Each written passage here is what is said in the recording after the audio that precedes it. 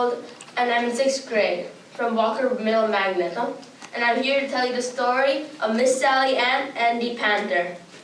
Miss Sally Ann, Thunder and Whirlwind, was a woman of wonder. All in a day's work, she could tie a hurricane to her spinning wheel and outspin the steam mill.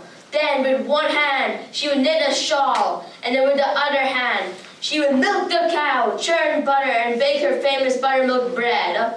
Then, come late at night, she would blow out the moonlight with a single breath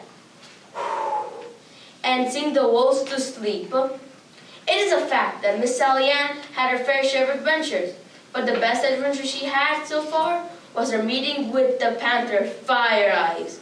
It was one fine morning, but it was quite bone chilly, and she ran out of onions to make her favorite onion stew. So putting on her best bear coat, she went out to the woods to pick some onions. And as she was picking onions, she came to a part of the woods where the trees grew so tall and so huge that they blocked out all the sunlight there is. But she wasn't afraid. She wanted her onion soup, so she continued picking onions for her onion soup. But little did she know, on top of the tallest tree, on the tippy topmost branch, there sat someone watching him. It was a panther with eyes filled with fire. His name was Fire Eyes. His claws were so long they could pierce diamonds. From whisker to tail, he was 5 barrels long, and he was as mean as tarnation.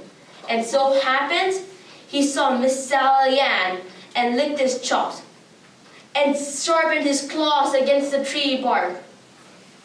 And then with one massive leap, he jumped right into Miss Sally Ann's face. And he growled at her. But Miss Sally Ann did not cower. Instead, she growled right back. And now the panther wanted her best bear coat. And now Miss Sally Ann saw that this panther had this fine black sleek coat. So she wanted it for herself to keep her aching feet warm at night. So with a roar, Fire Eyes whipped his tail side to side, and it slammed into a line of oak trees. And they fell to the ground. At least now Miss Sally Ann could see better. So Miss Sally Ann grabbed that varmint's tail and pulled him back. The panther's claws made a huge gorge in the earth.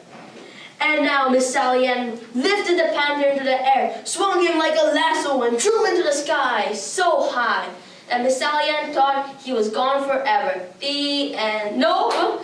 Miss Sally Ann saw that the panther fell straight down to the ground as fast as a shooting star. And the cat he was, he landed on all 4 feet. But unluckily though, he landed in the middle of the most prickliest briar patch there is.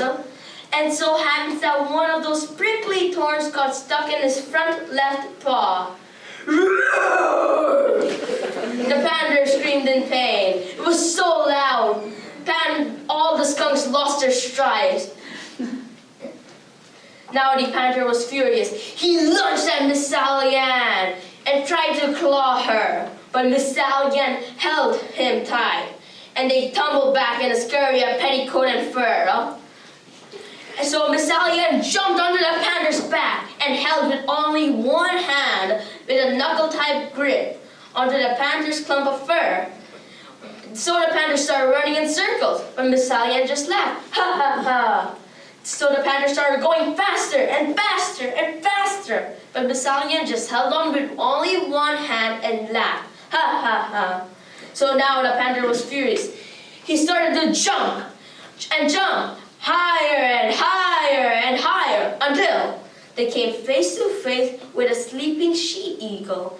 So the panther stopped for a moment because everyone knows that panthers are afraid of eagles. So Miss Sally Ann gathered the eagle eggs and the panther fell right back onto the floor. And then now the panther was furious. He reared as if he was a Mustang and buffed Miss Sally Ann onto the floor. And the panther lashed his claws out, trying to make her into scraps. But Miss Sally Ann struggled because she was determined to have that pelt for herself.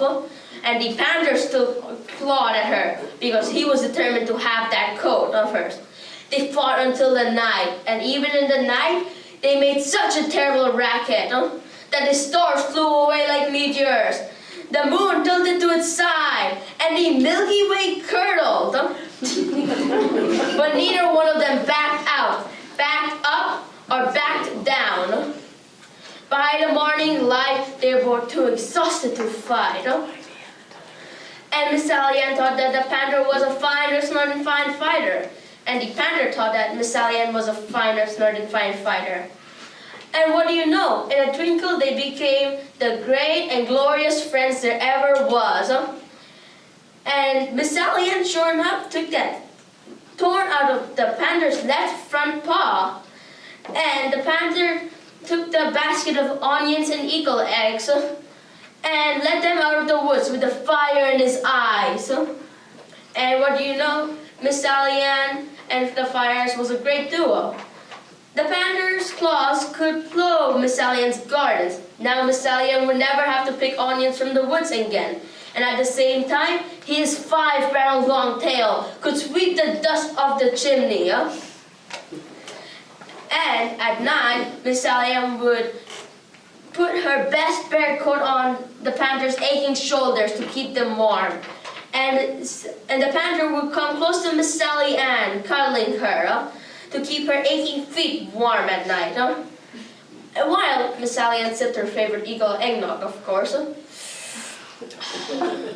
as great and glorious friends do at the end of the night, Miss Sally Ann, Thunder Ann, Whirlwind, and Fire Eyes sang the wolves to sleep.